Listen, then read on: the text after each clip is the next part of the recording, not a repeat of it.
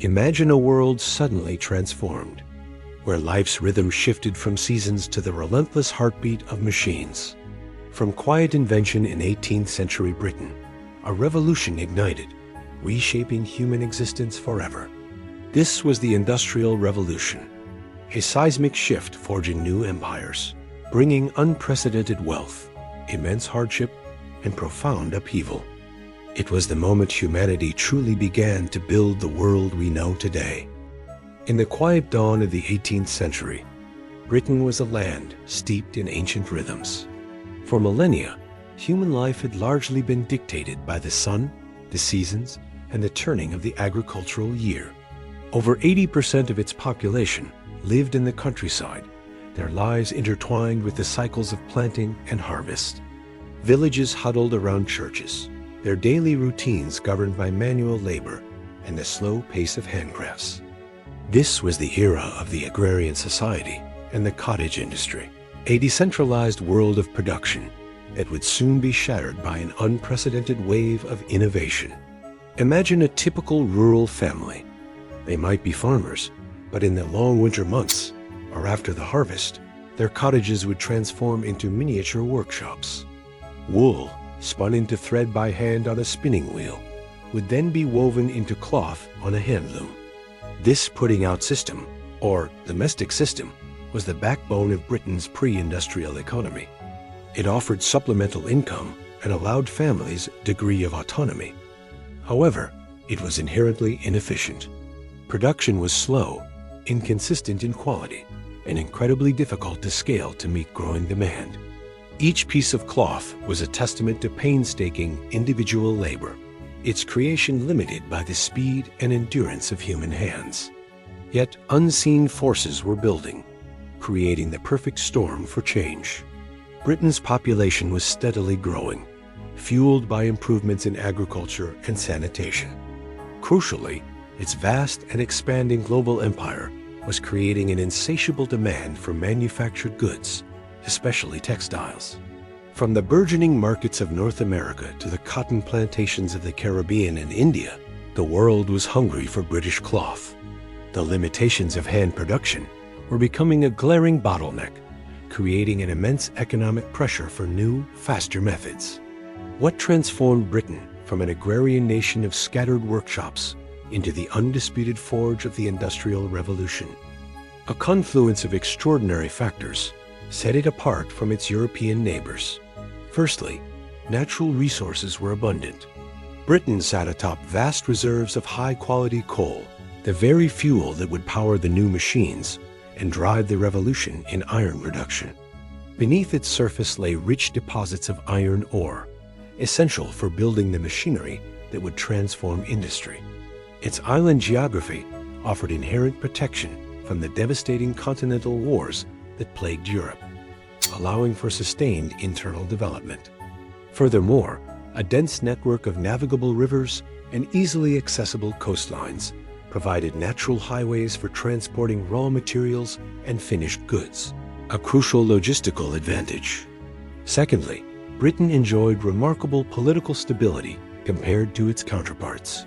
Following the Glorious Revolution of 1688, a constitutional monarchy had emerged, fostering a climate where property rights were respected, contracts were enforced, and entrepreneurial spirit was rewarded. There was less internal strife, less arbitrary confiscation of wealth, creating an environment ripe for investment and innovation.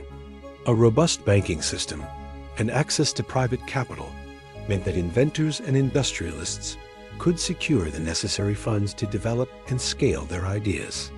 A growing merchant class, enriched by global trade, provided not just capital, but also an inherent drive for efficiency and profit. Lastly, the enclosure movement, a process by which common lands were privatized and fenced off while displacing many rural laborers, paradoxically created a vast pool of available labor for the burgeoning industrial centers. These dispossessed peasants, with no land to farm, migrated to the towns in search of work, providing the human fuel for the new factories. The true spark of the Industrial Revolution was ignited in the textile industry. For centuries, The process of creating cloth was plagued by an imbalance. Weaving was faster than spinning. A single weaver often required the thread produced by several spinners, creating a constant bottleneck. This inefficiency begged for a solution, and ingenuity soon provided it. In 1733, John Kay introduced the flying shuttle, a seemingly simple device that dramatically sped up the weaving process. By allowing the shuttle to be thrown back and forth across the loom mechanically, it doubled the speed at which cloth could be produced. While a boon for weavers, it only exacerbated the spinning bottleneck, making the demand for thread even more acute. This pressure cooker of demand led directly to the next breakthrough. James Hargreaves, a humble weaver, invented the spinning jenny in 1764. This revolutionary machine allowed a single spinner to operate multiple spindles simultaneously, vastly increasing the output of thread. Suddenly, one person could do the work of 8, then 16, then even more. It was a game changer for cottage industry, but the jenny's thread was often coarse and prone to breaking. The next pivotal innovation came from Richard Arkwright, a barber and wig maker with a knack for mechanics. In 1769, he patented the water frame. This machine used rollers to draw out the cotton fibers before twisting, producing a much stronger, finer, and more consistent thread than the spinning jenny. Crucially, the water frame was too large and heavy to operate by hand. It required a reliable source of power. Arkwright built his mills alongside rivers, harnessing the power of water wheels. This marked the true birth of the factory system centralized production, large machines, and a workforce gathered under one roof, working fixed hours. This was a radical departure from the decentralized cottage industry and the agrarian rhythm of life. The revolution in spinning continued with Samuel Crompton's spinning mule, which ingeniously combined the best features of the spinning jenny and the water frame. The mule could produce incredibly fine, strong, and consistent thread on a mass scale, suitable for making everything from muslin to sturdy calico. With spinning now far outstripping weaving capabilities, the pendulum swung, and the bottleneck returned to weaving. This imbalance was finally addressed by Edmund Cartwright in 1785 with the invention of the power loom. Though initially imperfect, subsequent improvements made it capable of weaving cloth much faster than any human hand. The power loom, like the water frame, necessitated factory production, pulling more workers from the countryside into the rapidly expanding industrial towns. The textile industry, once a slow, decentralized craft, was now a roaring, mechanized giant. Yet these textile innovations, powerful as they were, still largely relied on the whims of water power, limiting where factories could be built.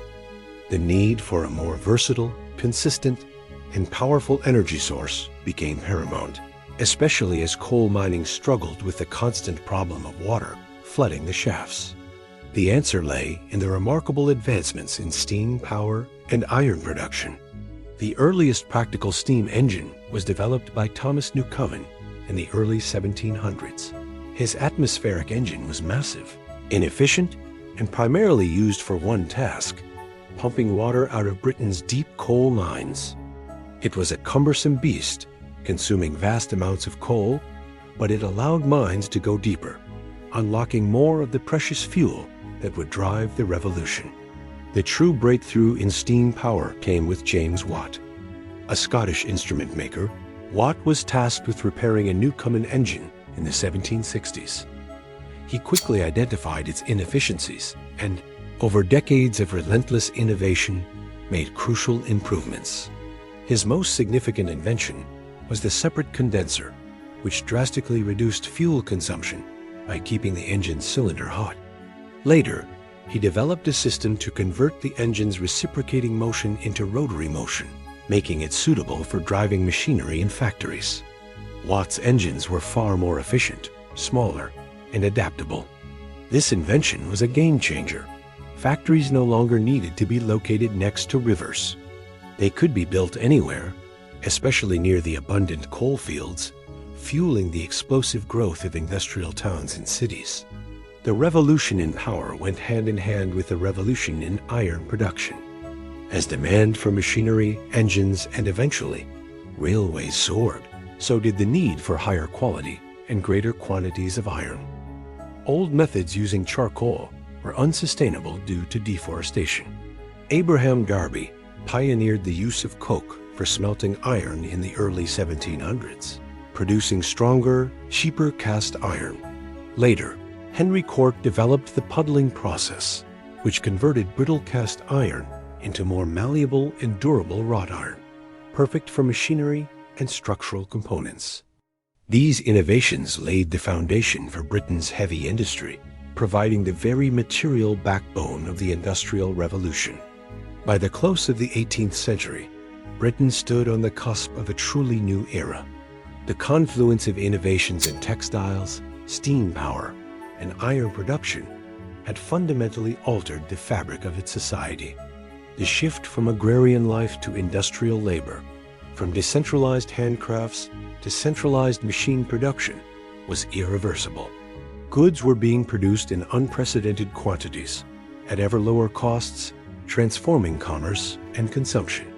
But beneath the gleaming promise of progress, the early social costs, the harsh realities of factory life, the explosive growth of overcrowded cities, and the wrenching displacement of traditional ways of life were already beginning to emerge, setting the stage for the profound transformations and upheavals that would define the industrial age. The relentless churn of the new machines, fueled by steam and coal, demanded a new kind of workforce and a new way of living. As factories sprang up, no longer tethered to riverbanks, they became magnets for a population dispossessed by agricultural changes and drawn by the desperate hope of work. This massive migration from the countryside to nascent industrial centers triggered an unprecedented urban transformation. Tiny towns swelled into sprawling, overcrowded cities almost overnight. Places like Manchester, Birmingham, and Leeds in Britain became the beating hearts of the new industrial age, their skies perpetually blackened by the smoke of countless chimneys. But this rapid growth was chaotic and unplanned, leading to dire consequences. Housing was scarce and abysmal.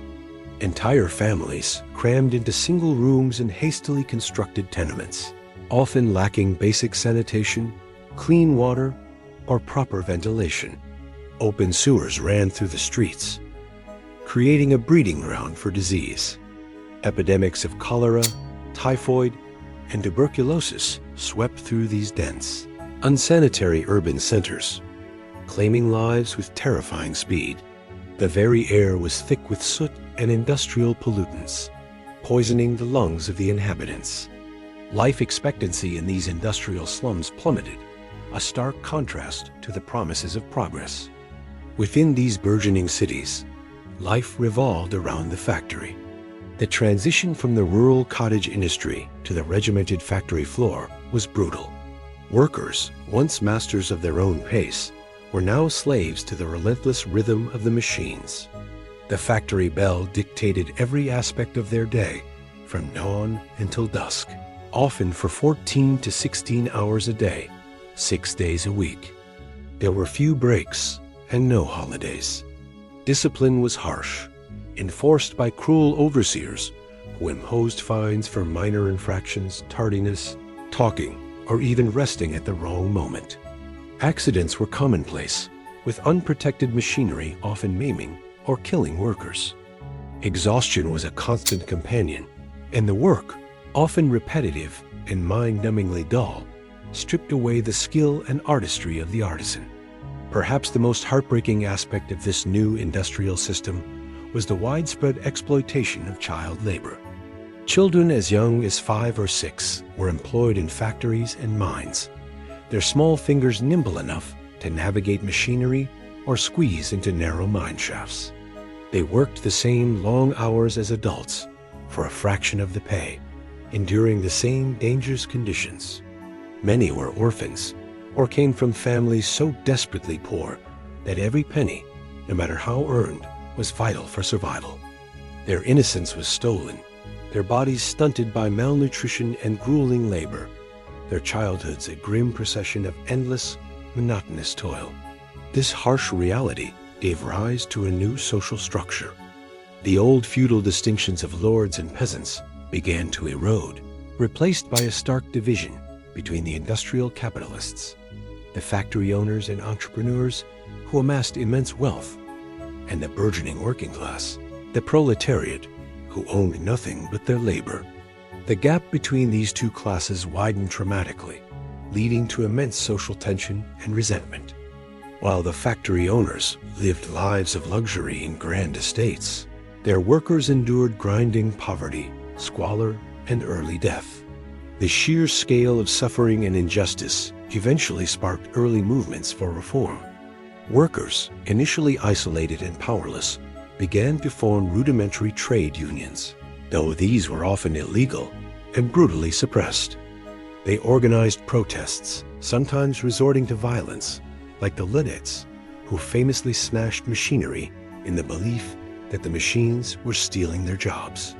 Social reformers, concerned doctors, and compassionate politicians began to document the horrific conditions, publishing damning reports that slowly stirred the public conscience. Figures like Robert Owen, a factory owner himself, experimented with utopian communities and better working conditions, proving that profit did not have to come at the cost of human dignity. These early cries for justice, though often drowned out by the roar of the factories, laid the groundwork for future labor laws and social reforms. The urban transformation of the Industrial Revolution was a double-edged sword. It built a new world of unprecedented production and technological marvels, but it did so on the backs of a suffering populace, concentrating wealth in the hands of a few while condemning millions to lives of brutal labor and desperate poverty. The cities, once symbols of progress, became cauldrons of disease and social unrest. This was the raw, brutal reality of a society grappling with the profound, often terrifying, consequences of machines replacing the hand and profit eclipsing humanity. The innovations born in Britain, the power loom, the steam engine, the mastery of iron were too powerful, too transformative to remain confined to one island. Like an unstoppable tide, the Industrial Revolution began its inexorable global spread. From the coal fields of Belgium and the factories of France to the burgeoning industrial heartlands of Germany and the United States, nations raced to adopt the new technologies, eager to harness the immense productive power that promised wealth and dominance. This expansion wasn't always smooth. It often involved the transfer of skilled workers, the illicit smuggling of blueprints, and fierce competition for resources and markets. By the late 19th and early 20th centuries, Japan would emerge as Asia's first industrial powerhouse, followed much later by other nations across the globe. The world, once fragmented and agrarian, was rapidly becoming interconnected by steamships and railways, united by a new industrial order. This global industrialization profoundly reshaped economic systems. Capitalism, with its emphasis on private ownership, free markets, and the pursuit of profit, soared to new heights. The factory system led to an unprecedented accumulation of wealth for entrepreneurs and industrialists, creating vast disparities. New financial instruments and institutions emerged to fund massive enterprises, from sprawling textile mills to vast railway networks. This was the era of the titans of industry, men whose fortunes dwarfed those of kings. The social fabric of nations was fundamentally rewoven. The old class structures of agrarian society's nobility, clergy, peasantry were increasingly replaced by a new hierarchy. At the top stood the wealthy industrial bourgeoisie, the factory owners and financiers. Below them, a growing middle class of managers, engineers, and professionals emerged, benefiting from the new economy. At the bottom lay the vast industrial working class, the proletariat, who toiled in factories and mines. Their sheer numbers and shared experiences of hardship eventually led to the rise of powerful labor movements. Demanding better wages, safer conditions, and shorter hours, These movements fought pitched battles against entrenched power, slowly but surely winning reforms that would lay the groundwork for modern labor laws and social welfare systems. The insatiable demand for raw materials and new markets to sell manufactured goods became a primary driver of imperial expansion. Industrialized nations, particularly Britain, sought control over vast territories in Africa, Asia, and the Americas to secure resources like cotton, rubber, and minerals, and to create captive markets for their manufactured goods. The steamship and the railway, products of the Industrial Revolution, facilitated this expansion, allowing empires to project power and exploit resources on an unprecedented scale. The industrial might of Europe fueled the scramble for Africa and the subjugation of vast populations, fundamentally altering the global political landscape and sowing the seeds of future conflicts. However, the Industrial Revolution came with a dark and enduring shadow: its long-term environmental consequences. The burning of vast quantities of coal to power factories and homes spewed unprecedented amounts of smoke and soot into the atmosphere, creating dense smog that choked industrial cities and contributed to respiratory diseases. Deforestation accelerated to provide timber and clear land for mining and agriculture. The unregulated dumping of industrial waste poisoned rivers and land. These were the first widespread signs of human activity, profoundly altering the planet's ecosystems on a global scale. The seeds of modern climate change and pollution were sown in the smoky factories and coal mines of the industrial age, leaving a legacy we are still grappling with today. The Industrial Revolution was not merely a series of inventions. It was a fundamental reordering of human civilization. It violently wrenched humanity from an agrarian past and catapulted it into a machine-driven future. It blurred the lines between production and consumption, between work and life. It connected distant lands through trade and transformed the very air we breathe. It truly marked the beginning of the modern era, shaping our cities, our economies, our social structures, and our relationship with the natural world. Its roar still echoes in the engines of our cars, the hum of our computers, and the globalized markets that define our lives. The revolution that began with a few simple machines in a corner of Britain continues to unfold, its consequences still shaping the human story.